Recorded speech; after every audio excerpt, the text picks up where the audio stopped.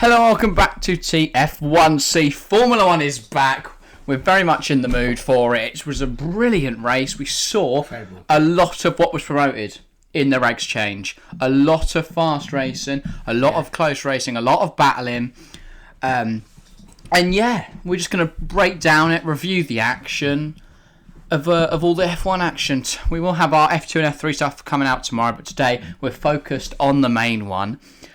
Should we just start? We've got a list of things to discuss in the race because there's quite a lot to get through. As expected with the regs, teams moving up, teams moving down. I mean, should we start with the biggest drop or the biggest gain? Let's start the biggest drop. We'll go from biggest drop. All right. Obviously, the orange and blue McLaren. They brought out a horrible livery, and they have brought out a horrible car. It just seems to have no pace whatsoever. It was awful. It was a terrible weekend for McLaren. Yeah. Obviously, Lando said on his radio, they'll come back, they'll be stronger. But if that is anything to go by, which is true, I think they will find some performance towards the end of the year, maybe going into next season. But I think it's fair to say they will be nowhere near the third or fourth in the Constructors' Championship they got last season. No, and I think if McLaren aren't up there, then does that pose a risk to their current drivers? Because we know Lando was touted by Red Bull last season. He then signed a big contract, but I don't think that keeps him secure by any stretch of the imagination. I think Red Bull would buy him out of that contract if Checo doesn't perform this season. And Daniel's surely going to have suitors. Wait, he's not going to stay if Lewis Hamilton is to retire, there is an option there. Or Daniel Ricciardo might just throw in the towel. Yeah, I mean, it was disappointing to see as a McLaren fan. I mean, seeing Daniel Ricciardo get overtaken by Nicholas Latifi was just... It's like 2016 McLaren all over again. 2015, 2016 kind of vibes. Van Dorn back. Fernando. Fair, that might be the only option they have next season if no one else wants to hop in that car. No, if that's the pace. But they were just miles off. Absolutely miles off. Down with the Williams. You make a good point there, down with the Williams. The Merc power unit teams really struggled. Apart from obviously Mercedes, who've got a lucky podium, but we'll get onto that. Next. You had Williams down there, who seem to have taken. I think they've gone forward, but everyone else has just gone much more forward. McLaren obviously has dropped significantly, and Aston have fallen off a bit since last year. So definitely, is it the Merc power unit? Is it the teams not being able to put the Merc power unit into a good car? I don't know. I think possibly Merc have designed their power unit with the weird no side pods in mind. Merc have designed their engine for their car, forgetting but about then their for the other teams that have who do have side pods, it kind of messes up their car. I don't know. Maybe it is just a slow power unit. The opposite is, and it probably what makes it look slower as well, is that Ferrari power unit has smashed it. Yeah, obviously Haas up there, Alfa Romeo and Ferrari all had. I think we'll finish with that lot. But they might have a slow power unit, but at least it doesn't blow up. Yes. I think that was the biggest story of the weekend.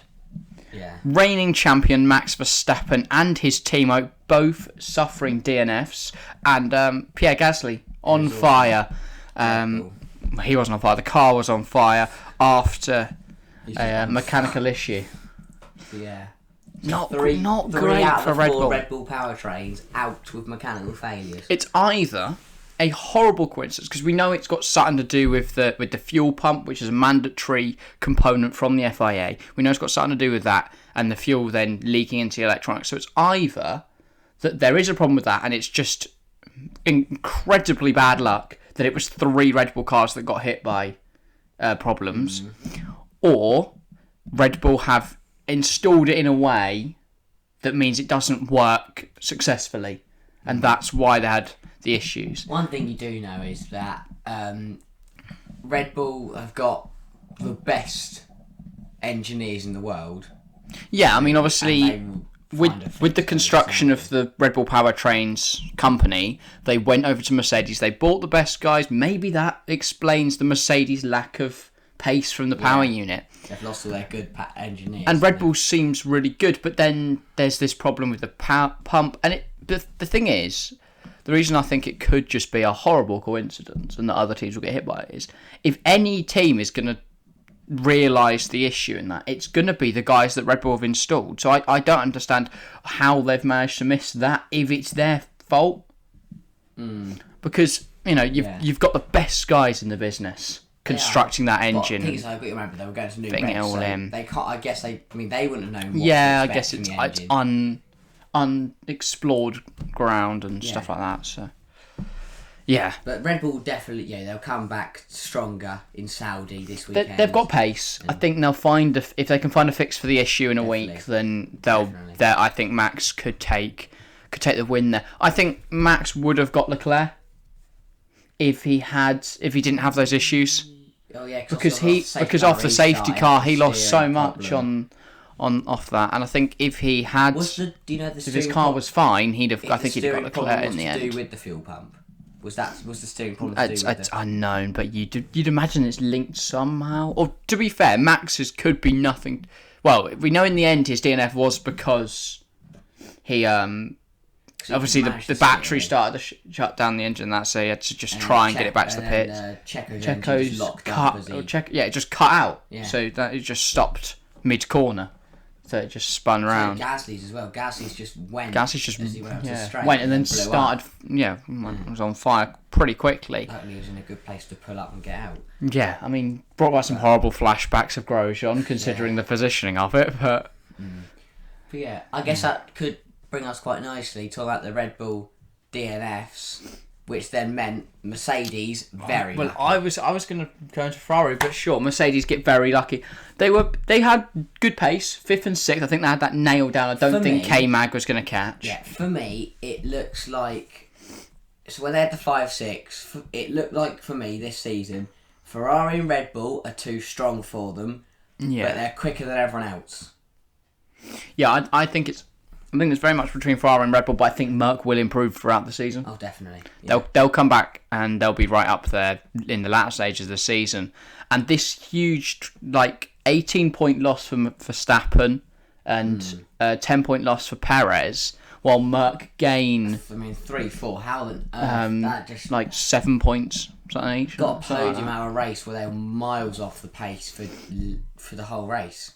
Because they had a massive gap back between Russell and K-Mag, and they had a massive gap forwards between Hamilton and Perez.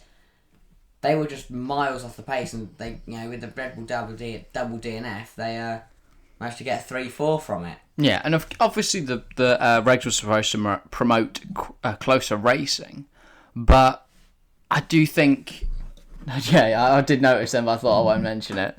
So the other branding coasters, but I do think. The Ferrari and Red Bull seems to be so far away from Mercedes, and the Mercedes are so far from the rest of the pack. But from there backwards, it seems relatively close. There was a lot of good racing between the Haas's, the Alphas. Which we get into the Haas and Alphas. McLaren pushed it a little bit forward. Ferrari. Williams looked competitive in stages of the race. Alpine actually had a really strong race. Kind of went under the radar and just slotted in there quite nicely. It was like a 8-9, wasn't it? Should we talk about that? Yeah. 7-8, Should we talk about that Haas and Alfa Romeo? And then we'll get into Ferraris. I was gonna go Ferrari next since we were at the top. Okay. I thought you were on the topic of talking about the close racing. Segmenting, flowing. Okay. Haas. Fair play. Yeah. I mean, Haas have nailed the regulations. I think they'd have got a double points finish without Ocon deciding to just smack into Schumacher. That's another thing. I think the racing would have been even closer if that, because they opened up a 5-second gap on the first lap. Yeah. Because Ocon just piled into Mick. Yes, so Schumacher got spun round on lap 1. Nailed the spin though. Fair enough, Mick. He was then in the point. Yeah, he held it very well. He was in P10 at the safety car restart and just couldn't hold on to it. So, but he's still, he's got his highest ever finish in Formula 1. He'll get points this season, definitely. King K-Mag. Kevin Magnussen. What a race. I mean, P7, with the Red Bulls in the race, that was still fantastic. It's a whole point more than Haas have scored in the last 2 seasons combined and then times by 3. That was their 3 points in 2020. I mean, it's great to see Günther Steiner happy, Kevin Magnussen back in the points and scoring, back in the sport and scoring points, and it was really great to see. And, P7, he drove a good race, had good pace, deserved the P7. He'll happily take that P5. Yeah, I mean, Drove you can call it luck, but I think that he put himself in a position to take advantage of a double DNF for Red Bull. Yeah.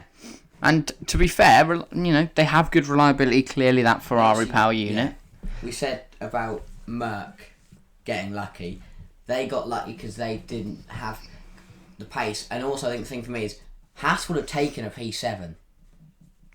Yeah, I think Merck in the current stage are fine with a 5-6. Obviously, we know Mercedes want to be fighting for wins. But I think that if they're looking at it realistically right now, they know they don't have Red Bull Ferrari pace. But at the end of the day, reliability outthings pace. Because you can be the quickest car on the grid by 30 seconds, but if your car doesn't make it halfway... Should we keep doing the second thing now after you've talked about Ferrari engines and being controlled by 30 seconds? Shall we now go to Ferraris? He wins in Spa. He wins dominance. in Monza. Absolute Charles dominance. Leclerc. Yes, they got, again, it would have been a 1-3, possibly a 2-3 without the Red Bull. I think Perez would have got Sainz as well. Because he had such strong pace, and then for absolutely no reason, he just started losing. And it could have been tyre wear, could have been something like that. But the fact that his engine blew up would imply that he started having issues a lot earlier. I mean, Ferrari, yes. Then his retirement came. I don't think they've got a 1-2 with without the Red Bull DNF. But, again, fair. They've nailed the regs. They've put themselves... They're back. They're back at the top of Formula One.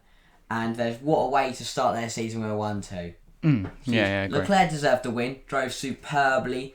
Battled Max for a good 2-3 laps and held him off, which not many drivers can do. Not even 7-time world champion.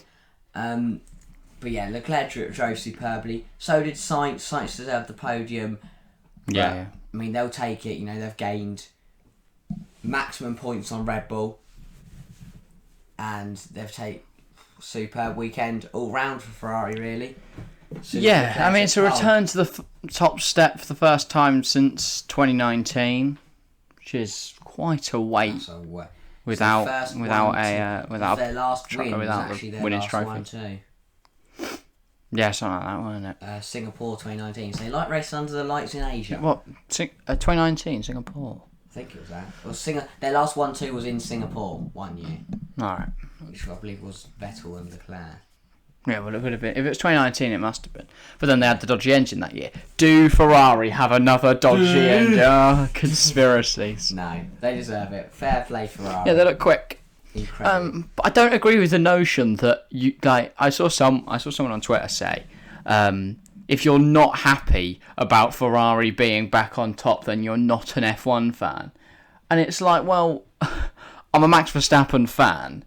I'm not going to be like, yes, our title rivals have secured a 1-2 in the first race. How brilliant. I am absolutely buzzing. Of course, I'm happy for them. And it is good to see the iconic red back up the top. Doesn't mean I'm going to be like absolutely buzzing though.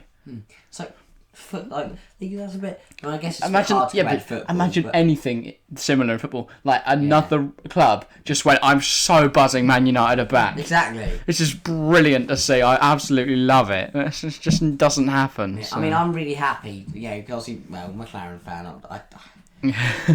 I wanted Max to win the championship last year because I don't like Lewis. Whereas this year it's more of I prefer Max to win it because I like Max. But I also like Charles, and if Charles won it, I wouldn't mind. But yeah, I think it's great to see that. Yeah, once Merkel on the pace, we have a 3-way battle for constructors, and 6 driver battle for drivers. I also just want to point out Verstappen and Leclerc went wheel to wheel many times across the race, particularly after the first round of pit stops. Never once did they come together. There was no damage, there was no collisions, there was no whinging on the radio. You've got no obviously it's new regs, a bit different this year. Seems still, interesting. You think back to last year, Max had to go off the track to overtake him We saw none of that. No one went off track. No one touched. They even banged No, tyres. I think FIA controlled track limits perfectly. Yeah. You know, they were harsh on it. The only thing I do question is they were harsh on the Sunday, but Perez's Q1 lap was allowed to stand. It's the only thing I'm not sure about. But apart from that, did really well. Yeah, I think they dealt. Overall, I think they were good. They were harsh but fair with penalties. Yeah. Well, not harsh. I'd say firm but fair. Obviously, Ocon got the 5 seconds for spinning around. There's now clear track limits guidelines. Yeah. Stay within the white lines, or you will be. And with the safety car, immediately they made the penalties. Let the lap cars through. Done.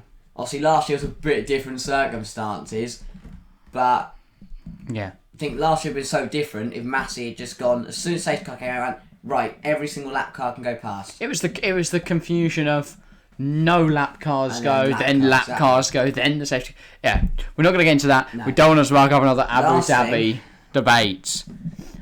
So yeah, overall, top 10. Ferrari took the 1-2. Red Bull should have been up there, but they weren't because of power unit failure. Mercedes took home a solid 3-4. It's Magnussen P5. Hey, Mag.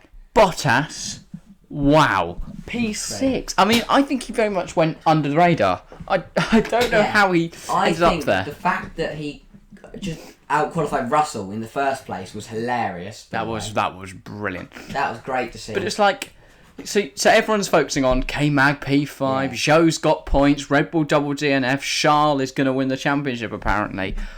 Bottas just kind of cruised into P6. And it's a great weekend for Alfa Romeo. And Guan Yu Zhou doing what Yuki Tsunoda did last year. Points on his debut. Hopefully he has a better season than Yuki did last year. Yeah, it doesn't cost Alfa Romeo as much money. But still, incredible from Zhou. Yeah, but I would argue that Alfa Romeo looks like a quicker car comparatively to the rest of the grid than the Alfa Tauri did. And it was helped out by the fact that 2 of the top 4 suffered a DNF. 3. Three of the top 10. He's also Gasly. After the DNF. Was driving a good race until his car set on fire. Yeah. And then it was... I'm going to have to get the classification because honestly, I don't know who was 7, 8, 9. P6. I know it was Bottas P6. I feel like there was... I think it's Yuki, Ocon, Alonso, but I don't know which way round it was. Ocon, Alonso, Yuki, Zhou. I'm just going to check that. I don't think Yuki got P7 as high as P7. We do our reset. It was Ocon 7th, Yuki 8th, Alonso 9th, and Zhou coming home for that final point. 11th. Yeah, strong showing. He was 9. He was 9 seconds off showing. Although if I had to decide, I'm glad. Yeah, I wouldn't have minded which one. Yeah, but points. Yeah, I mean it's David points after such a tough year last year with the whole. Yeah, but I think the Haas car is quicker. Yeah. Mick has just taken his time to adapt to it. Whereas Zhou seems to have settled into F1 really solidly. Magnussen's beaten Bottas, which I think does say that car is quicker. Yeah. Haas is quicker. Yeah. Haas. Well, I think it's pretty level between Haas and Alfa Romeo. But then equally, I would say Valtteri Bottas is a better driver than K-Mag. I mean, Bottas has been in it for years now. Yeah. In fact, they've had very similar length of time in F1, but then K-Mag obviously didn't race in F1 at all last season. Come back into it, first race, P5. I think that is an unbelievable race. He'd be my driver of the day. Yeah. I mean, solid in quali, took a P6, was it? Yeah. Took a P6 in quali, P5 in the race, very solid. P7. But I'd say Zhou is also had a very strong weekend. But yeah, that's about everything I think for this race. It should be about 20-ish minutes. I'm very excited for Saudi now. Yeah, I mean, I hope they have a better grip on the absolute mess. Well, that's the other thing. The rules were last season. Was that great? I loved seeing because obviously nobody knows the length of the tyres and the how long compound glass. The strategy difference we saw was incredible. It now seems like we're going to see a lot more 2, 3, maybe even 4 stops this season, which seems pretty mental. It's cool, though. It's great to see. Yeah, I think Saudi will interest them. Yeah. If it's anything like last year, We're in for a God. bonkers race. I just... Thing is, though, I wouldn't mind last year without the controversy and the contact. Yeah, exactly. You know, if you don't have... And hopefully the new regs and the new directors, we shouldn't get that. I don't think anyone will try Also, the shit that Verstappen and Hamilton were trying to do last year. That was second last race of the championship. Because they will just be... It will just be stamped down on. We've seen that the FIA aren't taking any shit this year. The guys, the stewards in charge... It's very different now. The race director did very well at Bahrain. Hopefully similar at Saudi. It's very different because obviously last year was the second last race of the championship and everyone wanted it, and then Ocon just found himself on the front of the grid for the red flag restart somehow. Yeah. And that didn't really help. But yeah. Right, well, that is about everything for this Bahrain GP review, roundup kind of thing. We'll have our F2 and F3 review discussion tomorrow, so that'll be coming out about 7 p.m, 8 p.m. GMT time. You know what, I'll say 8 p.m. Yeah. Nail it on, so then you can all be sat there ready for it. Just to save time, tell you the time, you could just check your notifications on. Exactly. Then whatever time we post, you'll know exactly when it is. But yeah, at the end of this week, we'll have our predictions coming out for Saudi. Yeah. And of course, we'll be back here this time next week to review all the action from that Grand Prix. If you haven't enjoyed, make sure you leave a like. Comment below your thoughts on the new season. How excited are you that Formula 1 is finally back? And who you think is going to win the championship, all that kind of stuff. Just spark up an F1 conversation. But yeah, thank you for watching. We'll see you next time. See ya.